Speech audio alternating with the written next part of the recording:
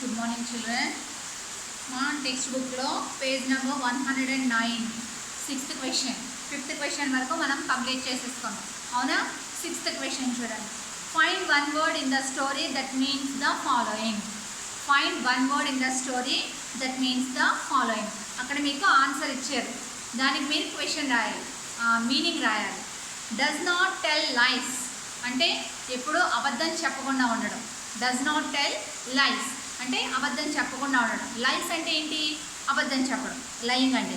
Does not tell lies అంటే అబద్ధం చెప్పకుండా ఉండడాన్ని ఏమంటారు? ఆనెస్ట్. ఆనెస్ట్ అంటారు. సిక్స్త్ క్వశ్చన్లో A honest and B. Second question ఏంటి? Is not strong. Is not strong అంటే బలంగా లేకపోవడం. స్ట్రాంగ్ అంటే ఏంటి? బలంగా ఉండడం. ఈజ్ నాట్ స్ట్రాంగ్ అంటే బలంగా లేకపోవడం. లేకపోవడాన్ని ఏమంటారు? Weak. WEAK weak. And next one, a large area with a lot of water. Water ఎక్కువగా ఉన్న ఒక place. Large area with lot of water. బొంగను ఎక్కడికి తీసుకెళ్తుంది? ఫేస్ చూపించడానికి నీటి దగ్గరకు తీసుకెళ్తుంది. దాన్ని ఏమంటారు? లేక్. LAKE lake. మీరు అలాగా మీనింగ్ రాయాలి అక్కడ ఇచ్చిన సెంటెన్స్కి. డస్ నాట్ టెల్ లైస్ అంటే అబద్ధం చెప్పకుండా ఉండడాన్ని ఏమంటారు? ఆనెస్ట్. ఈజ్ నాట్ స్ట్రాంగ్ అంటే బలంగా లేదు. నాట్ స్ట్రాంగ్ అంటే weak. And a large area with a lot of water. Water ఎక్కువగా ఉన్న place lake. And next seventh question, write 2 words to describe Bonga in the beginning of the story. మీరు Bonga స్టార్టింగ్లో ఎలా ఉంది describe చేస్తూ రాయాలి. ఆ లయన్ స్టార్టింగ్లో ఎలా ఉంది?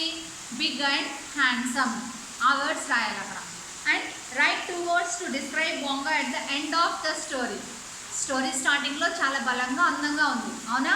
Strong and handsome. అలాగే స్టోరీ చివరికి వచ్చేసరికి ఎలా ఉంది Bonga? Lion weak and ugly. ఆ వర్డ్స్ రాయాలి. And did Bonga eat Robbie in the end? Why? Bonga రాబీని తినేసిందా? తినలేదు. నో. వై? ఎందుకని తినలేదు? Because it is honest. అది నిజాయితీగా నిజం చెప్పింది కాబట్టి బోంగా తినలేదు రాబీని. And turn the page all of you. Page number 110. 10th question, why did Robbie not lie to Bonga? Why did Robbie not lie to Bonga? ఎందుకని అబద్ధం చెప్పలేదు? బోంగాకి రాబీ ఎందుకు అబద్ధం చెప్పలేదు? Because it is honest. ఎప్పుడు నిజాయితీగా ఉంటుంది కాబట్టి, అబద్ధం చెప్పకూడదు అనుకుంటుంది కాబట్టి రాబీ బోంగాకి నిజం చెప్పింది. ఆనెస్ట్గా ఉంది. ఓకేనా? క్వశ్చన్స్ నేను వాట్సాప్లో ఫోటో పెడతాను, చూసి రాసుకోండి. Now we are going to learn one new grammar part, capitalization and punctuation marks. Capitalisation.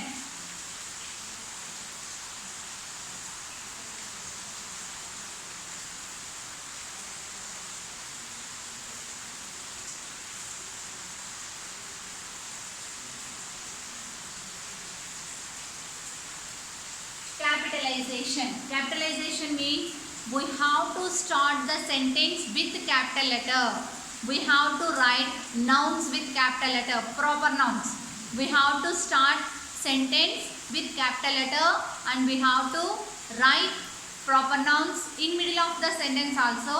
We have to write proper nouns in capital letter. మనం ఎప్పుడు కూడా సెంటెన్స్ అనేది క్యాపిటల్ లెటర్లోనే రాయాలి. సెంటెన్స్ స్టార్టింగ్ అయినా సరే, క్వశ్చన్ స్టార్టింగ్ అయినా సరే, ఏదైనా సరే మనం క్యాపిటల్ లెటర్తో రాయాలి. అలాగే proper nouns.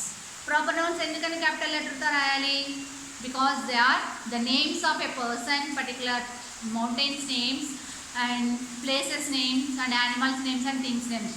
Particular persons names కానీ, యానిమల్స్ నేమ్స్ కానీ, థింగ్స్ కానీ, నేమ్స్ కానీ మనకి సెంటెన్స్ మధ్యలో వచ్చినా సరే we have to write those in capital letter. మనం వాటిని కూడా క్యాపిటల్ లెటర్తోనే రాయాలి.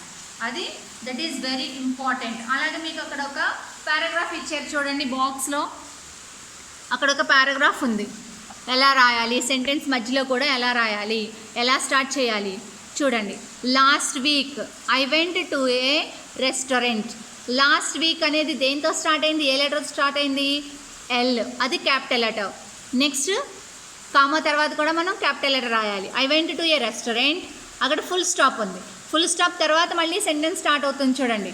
I met my friend John there, అక్కడ ఫుల్ స్టాప్. రెస్టారెంట్ తర్వాత ఫుల్ స్టాప్ ఉంది. ఫుల్ స్టాప్ తర్వాత ఐ అనే లెటర్ క్యాపిటల్ లెటర్లో ఉన్నది. I met my friend John, JOHN, John అంటే ఎవరు? అది పర్సన్ నేమ్ కాబట్టి క్యాపిటల్ లెటర్లో రాశారు. దేర్ తర్వాత ఫుల్ స్టాప్ ఉంది చూడండి. తర్వాత హెచ్ అనే లెటర్ క్యాపిటల్ లెటర్తో స్టార్ట్ అయింది. He asked me where have you been, రెస్టారెంట్లో జాన్ అనే అబ్బాయిని కలిశాడంట.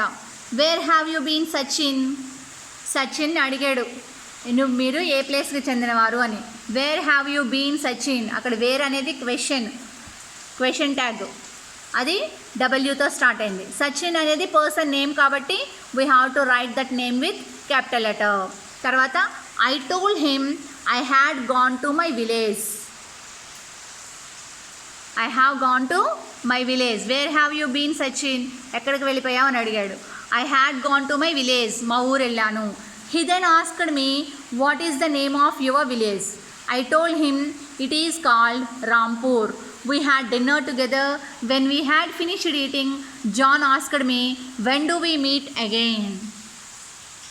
అక్కడ అన్నీ కూడా సెంటెన్స్ ఎండింగ్ తర్వాత క్వశ్చన్ అడిగేటప్పుడు నేమ్స్ అన్నీ కూడా ఎలా ఉన్నాయి? క్యాపిటల్ లెటర్తో ఉంటాయి. అవునా? అంటే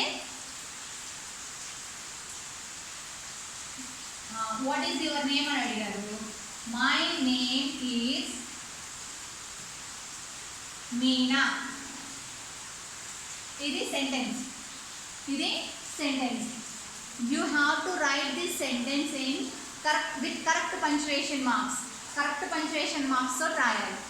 ఫస్ట్ ఎం అనేది స్మాల్ లెటర్లో ఉంది. This is the starting of the sentence. My అనేది సెంటెన్స్ స్టార్టింగ్లో ఉంది కాబట్టి we have to write with capital letter. Sentence start చేసేటప్పుడు మనం క్యాపిటల్ లెటర్తోనే స్టార్ట్ చేయాలి. ఇక్కడ మై అనేది స్మాల్ లెటర్ ఉంది కానీ అది కరెక్ట్ కాదు. We have to write with capital letter. మనం capital letter తోనే సెంటెన్స్ స్టార్ట్ చేయాలి. My name is Meena, MEENA, Meena. M అనేది స్మాల్ లెటర్ తోటి ఉంది. అవునా?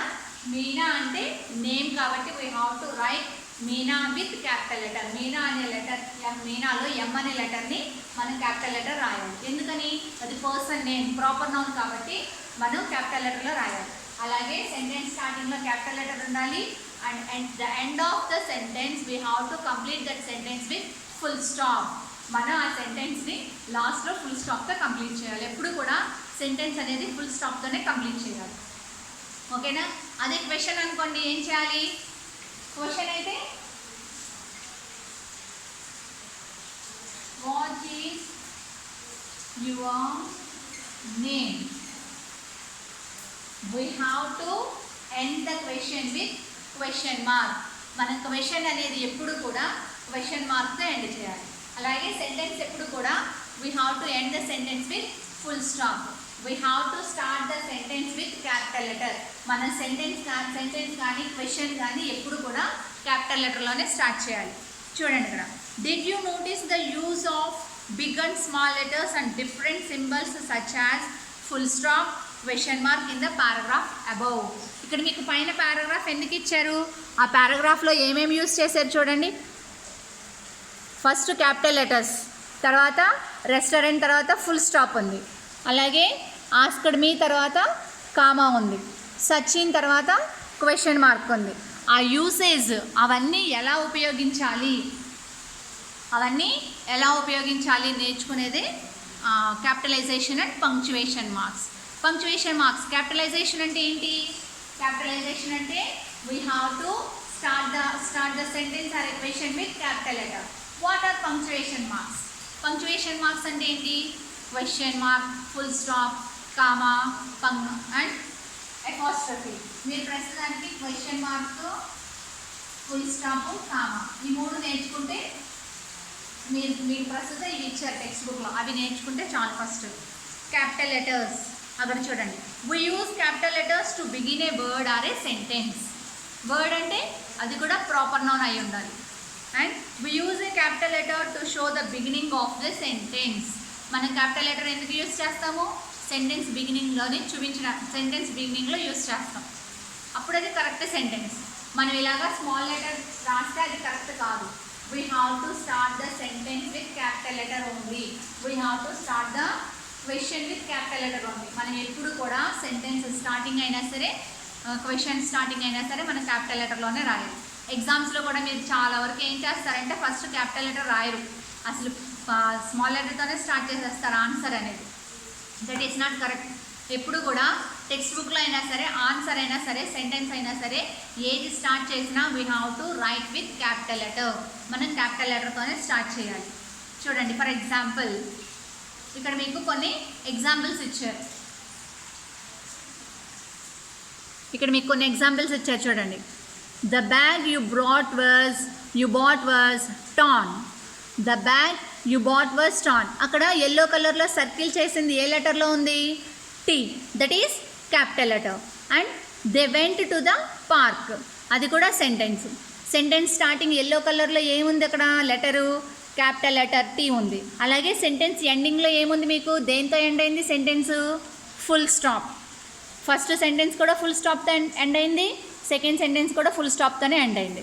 అప్పుడే ఆ సెంటెన్స్ మీనింగ్ఫుల్గా ఉంటుంది. Next, where are the keys? WHEREలో W క్యాపిటల్ లెటర్లో ఉంది, అలాగే కీస్ తర్వాత క్వశ్చన్ మార్క్ ఉంది.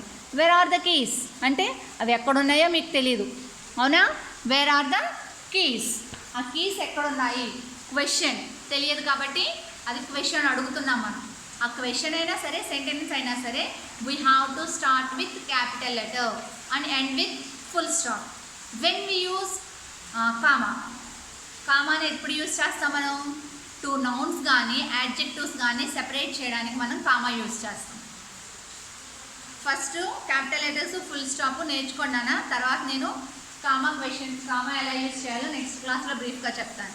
నెక్స్ట్ చూడండి, we use a capital letter to begin words which are the special names of places, persons, days, months, monument, etc. We always use the word I in capital letter.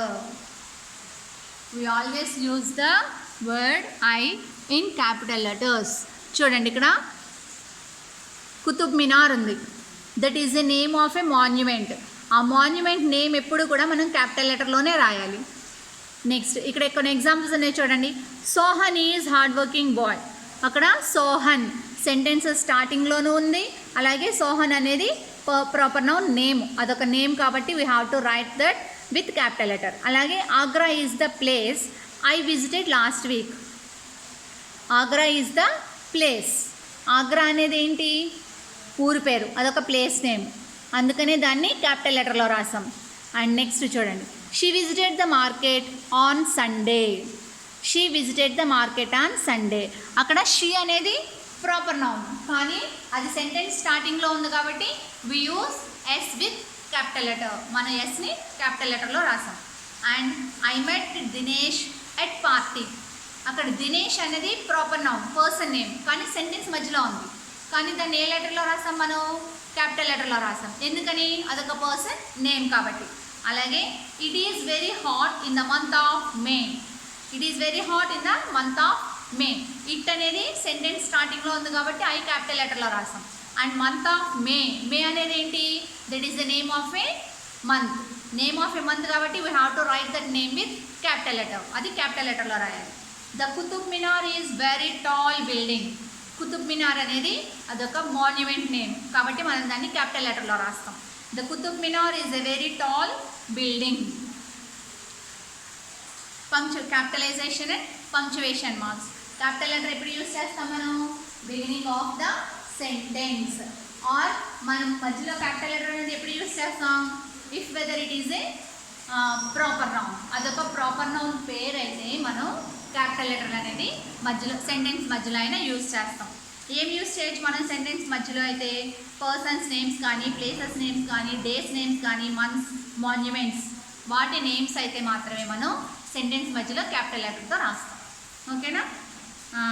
Next క్లాస్లో నేను comma, punctuation marks usage బ్రీఫ్గా చెప్తాను. ఆ text బుక్లో questions రాసి ఒకసారి paragraph చదివి చూడండి. Capital letters, question marks, commas ఎలా యూస్ చేస్తారో చూడండి, ఒకసారి అబ్జర్వ్ చేయండి. నెక్స్ట్ క్లాస్లో బ్రీఫ్గా చెప్తాను. ఓకేనా? Thank you.